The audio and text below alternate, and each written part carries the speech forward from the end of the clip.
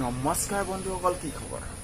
মই ৰাজনন্দি গৈ আপোনালোকৰ মাজত লগতে সকলোলৈ সুপ্ৰভাত থাকিল। আজি বিশেষ ব্লগ বনোৱা নাই আৰু সৰু টপিক এটাৰ ওপৰত কথা পাতিবলৈ ওলাইছোঁ।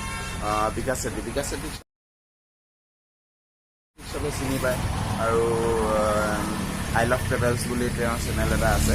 তেওঁ বৰ্তমান গোৱাত, বৰ্তমান অসমত বানপানী, সেইবাবে গোৱাত থকাৰ বাবে বহুতে হেড কমেণ্টছ কৰিছে আৰু তাৰে মাজত মৃদুল কলিতা নামৰ ল'ৰা এজনে লিখিছে, এবাৰ দেখুৱাইছোঁ আপোনালোক। মানুহ ইয়াতে খাব নাপায়, মৰবা লাগছে আৰু তই গোৱাত এনজয় কৰি আছ, ভাল মক্কেল বে তই। নহয়, এনেকুৱা কিছুমান মেছেজ বিকাশ চেত্ৰীৰ পৰা ৰেছপন্স পাবলৈও কৰে বুলি বিকাশ চেত্ৰীয়ে কৈছে, বা কথাটো সঁচাও হয়, বহুত ক্ষেত্ৰত দেখাও গৈছে। ৰেছপন্স নিদিলে মানে কিছুমানে বেয়া বেয়াকৈ কমেণ্ট কৰে, তেতিয়া ৰিপ্লাই কৰে, তাৰপিছত মাফ খুজিব যে আপুনি ৰিপ্লাই নিদিয়াৰ কাৰণে আমি এনেকৈ মেছেজ কৰিছোঁ, এনেকৈ কমেণ্ট কৰিছোঁ সেই বুলি কয়। এনেকুৱা বহুত দেখিছোঁ। তাৰপাছত বিকাশ দাই কমেণ্ট পাছ কৰিছে, এনেকৈ কমেণ্ট পাছ কৰিছে যে মই আহি হেল্প কৰিম, তুমি মোৰ ষ্টৰি চাই থকাতকৈ অলপ সহায় কৰাগৈচোন, এনে ঘৰত সোমাই থকাতকৈ, আৰু মই যিমান পাৰোঁ নিজে সদায় সহায় কৰিম, তুমি নকলেও। বেলেগক কোৱাৰ আগতে নিজে কি কৰিছা চাই লোৱা, মই কাম কৰিলেহে পইচা পাম আৰু তাৰ পৰা সহায় কৰিব পাৰিম, তোমাৰ নিচিনা আৰামত খাব নাপাওঁ বহি বহি বুলি।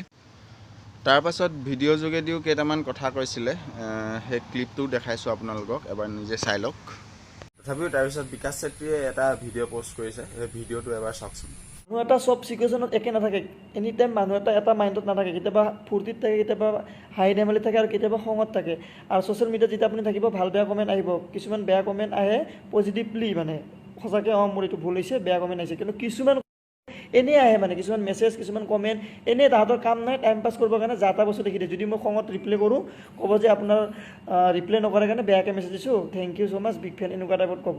আৰু কেতিয়াবা মাথাটো গৰম হৈ যায়, মানে চব টাইমততো একে নাথাকে ন মানুহ, সেইকাৰণে কেতিয়াবা ৰিয়েক্ট কৰোঁ। মানে ইয়াৰ আগৰ ষ্টৰিকেইটা দেখা পাইছে নহয়, এতিয়া সেই ভাইটিজনে দি আছে যে মই বহুত সৰু ল'ৰা, আপোনাৰ ৰিপ্লাই নাপোৱাৰ কাৰণে এনেকৈ বেয়াকৈ মেছেজ দিছোঁ।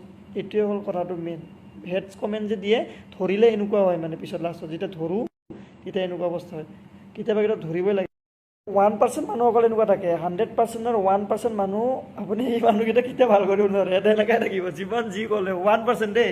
99% মানুহ আমাৰ নেক্সট লেভেল ফেমিলিত অল অ'কে আছে।